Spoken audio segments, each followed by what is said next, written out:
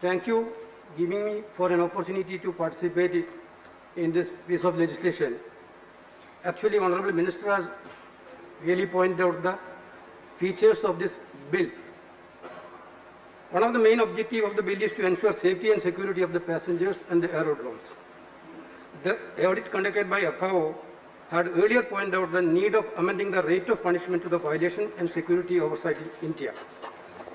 By this act, actually the three organizations, the Director General of Civil Aviation, Bureau of Civil Aviation Security, and the Aircraft Accident Investigation Bureau will be headed by a Director General who will be appointed by the central government.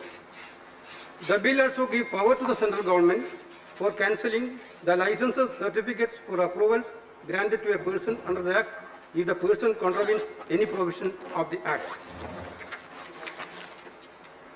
The concern of this bill is actually there are a lot of safety concerns in the country nowadays. The main purpose of the bill is to enhance the safety and security of the aviation sector. As we know, India is the third largest civil aviation market in the world. There are greater concerns of the issues of safety measures. An RTA has revealed that in 2018 only, there was a 68% rise in near-miss incidents in the country compared to 2017. 47 near-miss incidents took place in 2018. The shortage of the air traffic control officers is another serious concern. According to a recent report, there is currently a shortage of 25% officers in Delhi alone. This has led to higher number of near misses incidents. As we all know, I thought that Honorable Minister will point out the tragic incident which had took place in Calicut on August 7th. Air India Express flight has been crashed and our valuable 18 lives has been lost due to that accident. Actually, the 40 days already over. During the landing, the aircraft skipped from the runway and fell into the valley. It was only because of luck the aircraft didn't catch fire. The people are concerned about the actual reason behind the incident. Different causes are pointed out for this unfortunate incident. There is no clarity on what is the real cause behind this unfortunate incident. There is an investigation is going on, I know that. Whether the adverse climate, technical faults of the aircraft, or the mistake from the pilot, or the miscommunication, or any deficiency of the airport. Therefore, I would request the Minister to have a statement on these things. In addition to this, one more thing is needed to be clarified. Calicut Airport is a tabletop airport. Whether the deficiency of the runway is also a reason. Now the DGSA has stopped permission to the wider aircraft to the Calicut Airport. Earlier there was such restriction for wider aircraft. After a lot of inspection and rectification, the DGSA have given permission to the wider aircraft. If the current ban is based on any conclusion, the government has to clarify how the permission for wider crafts granted earlier. This is a real concern of the people of that area. And then one more thing, government has announced the compensation to the victim. I would like to know the real status of the compensation which was announced by the government, that also. Then I would like to invite this August House to a real issue of privatization of the airport. Honorable Chairman, recently the government has decided to award airport to the private parties in the name of development of airport infrastructure development. The government is selling of the airport, Adani. There is an international attempt from the government to neotism, help their crony capitalist friends. The government is paving red carpet for monopolization of airports in the country. Till now, Adani Group won bids to operate and manage development of 6 airports: Ahmedabad, Lucknow, Bangalore, Jaipur, Guwahati, and Thiruvananthapuram. The Adani Group is all set to acquire 74% stake in Mumbai International Airport also. That is what the media report is coming. I would like to point out that there is a clear violation of norms and regulations in giving airports to a single private entity. This clear scam of public money, in this process, the government has violated all rules. First of all, the government has ignored the advice given by some of its own ministries and departments while taking this decision. It is clear that the changes in the norms enabled the Adani Group to win all the 6 bids. The recommendation made by the Department of Economic Affairs, DEA, in the Ministry of Finance and the Niti Aayog on the technical, financial and legal aspect of the bidding process were ignored by the government. No doubt, the conditions were changed to favor the Adani Group. As we all know, in 2018, the government tried to amend the Airport Economic Authority of India, Regulatory Authority of India Act 2018, ERA Act 2008. The bill introduced by the government wanted to change the way tariffs were determined completely. The bill wanted to award the rights to oversee airport operations to private players. But the government failed to pass the bill in both the House. On November 8, 2018, a meeting of the Union Cabinet chaired by the Prime Minister Modi gave its in-principle approval to the proposal by the PMO to lease 6 airports for development in PPP model. Following this, an empowered group of secretaries, headed by the Chief Executive Officer of the Niti Aayog, was constituted at the meeting to oversee what is essentially a process of privatization. Other members in the EGOs included the Secretary of the Ministry of Civil Aviation, the DEA, and the Department of Expenditure. With the bill still pending in Parliament, the government invited bid for upgradation of the 6 airports on December 14, 2018.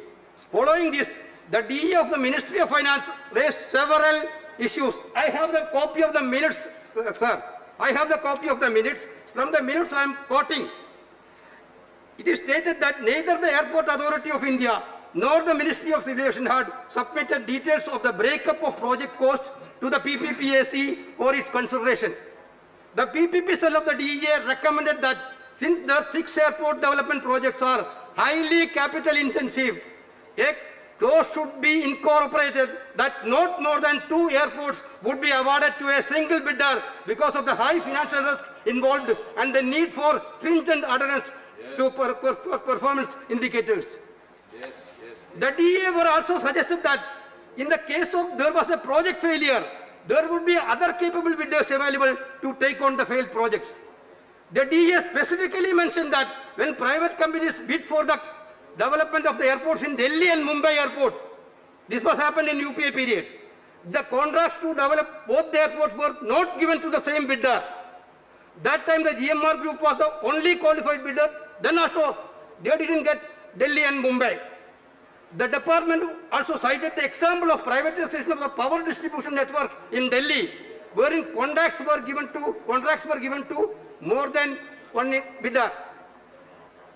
Sir, the Niti Aayog specifically suggested that request for proposal, RFP, should include criteria to measure the experience of the bidder in developing airports, terminal and related sectors. Curiously, none of the recommendations made by either the DEA or the Niti Aayog were included in the bid documents. You have to understand, sir, the Public-Private Partnership Appraisal Committee constituted by government decided to go along with the decision of EGOMS that prior airport experience not to be made prerequisite for bidding and post-bidding requirement. Why this violation happened, sir? For whom it has happened? Only to favor a company. Only to favor a company. This all bypassing of the norms and guidelines has happened, sir. Please go. Therefore, there's a move to monopolize the Indian airports.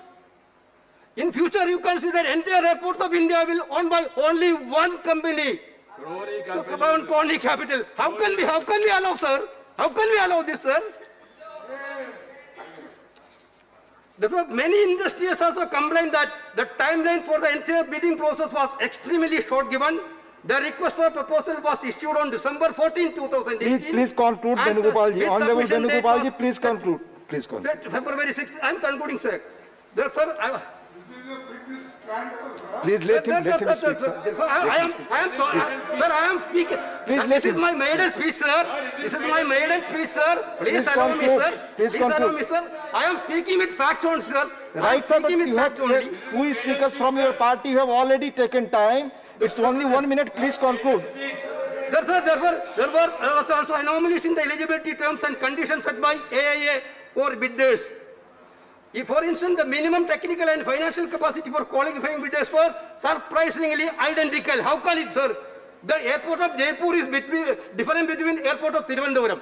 The same clause, sir, same clause in the Please conclude now. is Please conclude. identical. How can it be happen? Sir, one more thing I have told you. Now the Airport Authority of India become AAA, Airport Authority of Adani. That is. Thank you. AII become AAA. That is the move by this government, sir. Sir, Thank you now. one more Your thing. time is over now, One more please. thing. Yes, sir, I elected from Rajasthan. I came from Kerala. This Trivandrum and Jaipur also included in this 5 airports. Because you have to understand, Your time the is land was over. given by the state government. In fact- The land was given by the state government. In Rajasthan, land was given by Rajasthan government. In Kerala, land was given by Trivandrum, land was given by Kerala government. The concern You of are the state taking time government of your own has not party been man. So taken please, care. please, Venugopal ji, please conclude. Both the state government oppose this movement. Please. But government not taken into consideration of the state government. Please Then conclude what is now. the federal system, sir? Please For conclude. selling this airport, what is the system? Kerala government, Kerala Assembly unanimously passed a resolution. Kerala Assembly, there is Please, a, please we are conclude not now. against Your time PPP is model. over. We are not against PPP model. You are taking can time see of your own one party of the man. best example of PPP model in Kochi International Airport. Please There, conclude. Chief Minister is the chairman. CEO is the person appointed by the Chief Minister. Government is running the You know we airport. have limited That is the time. best Already PPP Honorable Chairman model. has told. Minister Please is talking conclude. about the Kochi model. You Please have to conclude study now. Kochi model.